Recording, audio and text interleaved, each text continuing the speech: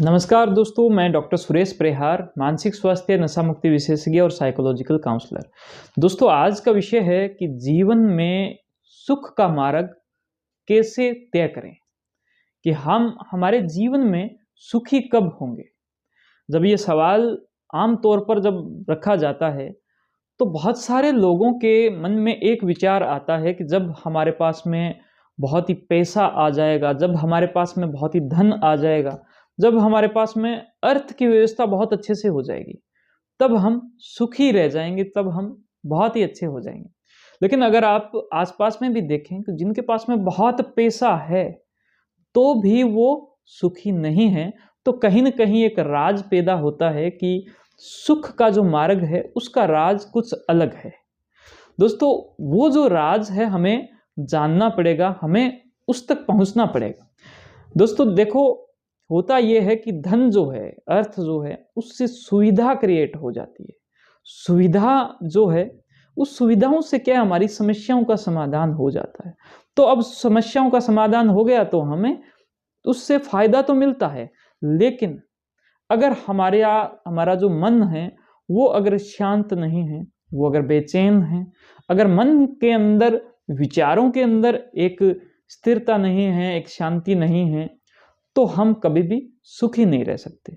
तो इस वजह से सुख का मार्ग क्या है? सुख का मार्ग कुछ इस प्रकार से बताया जा सकता है कि सबसे पहले हम हमारी जो चेतना है, यानी कि हम जिसको आत्मा कह सकते हैं, जहाँ से विचारों की उत्पत्ति होती है, अगर हम हमारी चेतना को शांत कर लें, अगर हम हमारे ध्यान को शांत कर लें, जिसमें एक मेडिटेशन जो है, वो सदियों से मानव सभ्यता के साथ में जुड़ा हुआ है।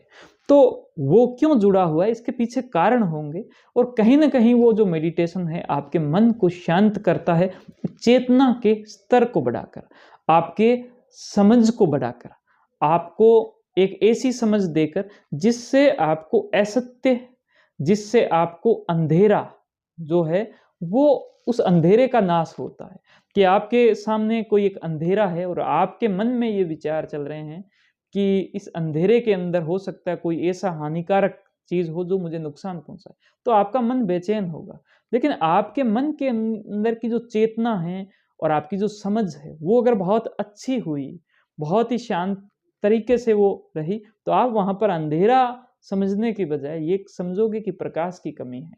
और सिर्फ़ ये आपकी समझ के अंदर अगर परिवर्तन हो गया, चेतना का स्तर अगर आपका बढ़ा, बौद्धिक स्तर अगर आपका बढ़ा, तो आपको वो जो पूरा अंधेरा है, वो उससे कभी भी डर नहीं लगेगा। तो इस वजह से अगर चेतना का स्तर बढ़ता है, आपके मन जो है, उसका खुश रहने का जो एक प्रोसेस है, वो बहुत अच्छे से आगे बढ़ता है। और मन जब शांत होगा, विचारों में बहुत ही एक अच्छी शुद्धि होगी, विचारों में अगर आपकी सकारात्मकता आएगी, तो आपका जो मन है, बहुत अच्छे से इस शरीर को कंट्रोल कर पाएगा, बहुत अच्छे से आपको भूख लगेगी, बहुत अच्छी आपको नींद आएगी, आपका व्यवहार बहुत ही अच्छे से होगा, आपका जो कर्म है, उस कर्म के साथ में आपका जुड़ाव बहुत अच्छे से होगा, और आपको उसके फलस्वरूप बहुत कुछ ये प्रकृति आपको बिना बोले, बिना आपके चाहे ही ये प्रकृति आपको बहुत कुछ दे देगी। अगर आपको ऐसा इंसान बनना है, तो आपको अपनी चेतना को जागृत करना पड़ेगा। आपको अपने मन को जो है वो शुद्धिकरण की तरफ लेके जाना पड़ेगा।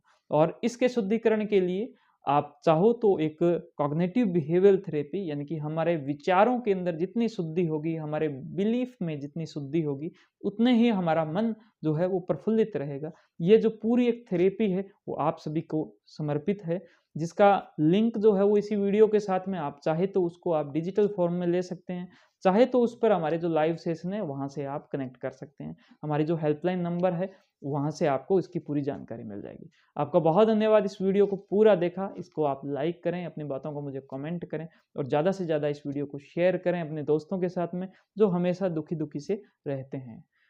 Thank you. हमारे यूट्यूब चैनल को ज़रूर सब्सक्राइब करें, फेसबुक, इंस्टा सब जगह आप आएँ। Thank you. जय हिंद, जय भारत।